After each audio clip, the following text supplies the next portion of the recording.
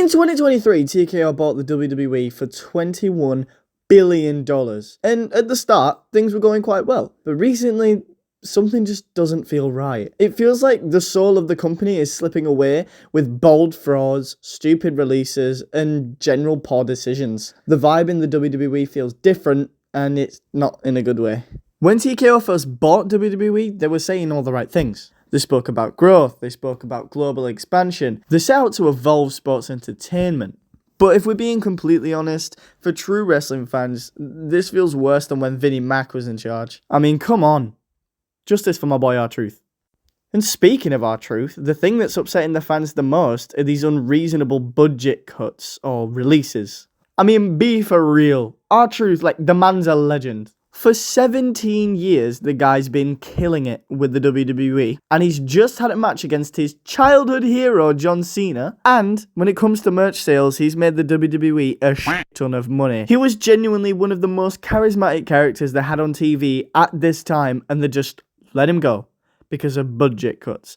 A multi-billionaire company lets R-Truth go for budget cuts. And I know for a fact I'm not the only one that heard the "We Want Truth" chants that they silenced on Raw. Not to mention the sudden release of Carlito too. Not cool, man. Not cool.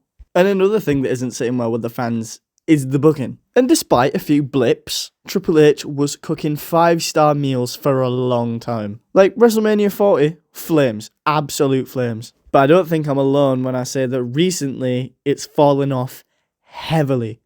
Big time. One thing that I personally have a problem with is El Grande Americano. Don't get me wrong, I am one of the biggest Chad Gable stans that you will ever meet. I love my boy Chad Gable. Hey, thank you! But at the end of the day, when El Grande Americano is taking spots from AJ Styles, from Karrion Kross, it's gotta stop. In my eyes, that entire storyline should have been over and done with at WrestleMania 41. Rey Fenix should have gone over, taken the mask off, and boom, it's Chad Gable. But it hasn't. They're dragging it on. And it feels long. It feels boring. And it's a shame because I do really love Chad Gable. But at the end of the day, you've got someone like Karrion Kross who all of the fans are behind. And you heard it on Main Event. You heard it when he cut that pipe bomb. Everyone loves him. You've got someone who people are genuinely behind, someone with real investment, and the guy didn't even get a qualifying match for Money in the Bank. He got a 2-minute segment with Sami Zayn. Genuinely, the booking has been a joke. And another guy who's fallen victim to this is John Cena. John Cena's entire heel turn died the night of WrestleMania. And it's so unfortunate, because that was the night he won 17. Everyone was happy that he won 17, but that match was dog. Everything leading up to that was so interesting. The promos, the mic work, well, that's the same thing. But you get what I'm saying. Seeing a different side to John Cena for the first time in about 20 years was refreshing. It was good. He pointed out a random kid. I mean, I don't know why that's important. But everyone and their creepy uncle knows exactly who's to blame for it.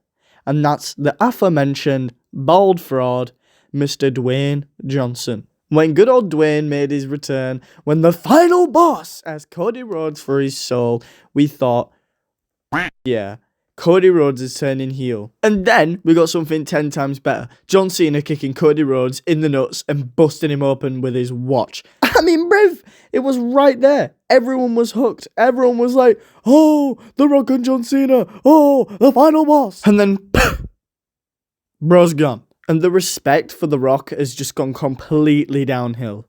I mean, he did this last year. He tried to insert himself into WrestleMania 40. He straight up lied on the Pat McAfee show and said that everything was set in stone. Him versus Roman Reigns, and that didn't happen. Why? Because we didn't want it. And so, from that came the birth of the final boss, which, I'll be completely real, I did like it.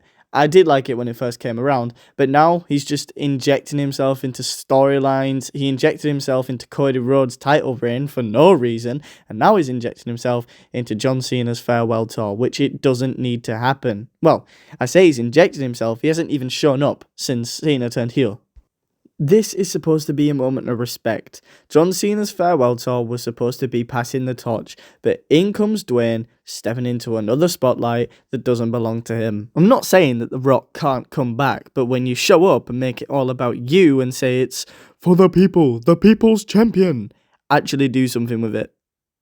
Don't be a d-.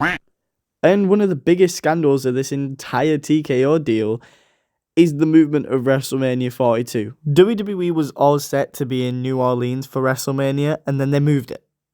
For what? I mean, when Triple H announced it, he didn't even look like Triple H.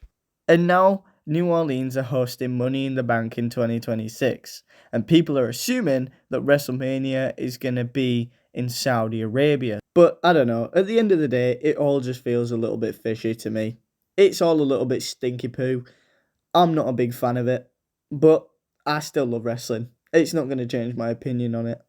Despite the rubbish decisions that they seem to be making, the wrestling is still quite good. I mean, that triple threat the other week with Penta, Dragon Lee and Chad Gable was mwah, chef's kiss. But I, amongst many, many other wrestling fans, are very displeased with TKO. I mean, even The Miz is displeased with TKO. He's removed everything to do with WWE from his bio, so that says something. But if you have any opinions on this, then make sure to comment down below. Let me know how you feel. Hit the like button, hit the subscribe button, hit the notification bell so you don't miss another video, and I'll see you in the next one.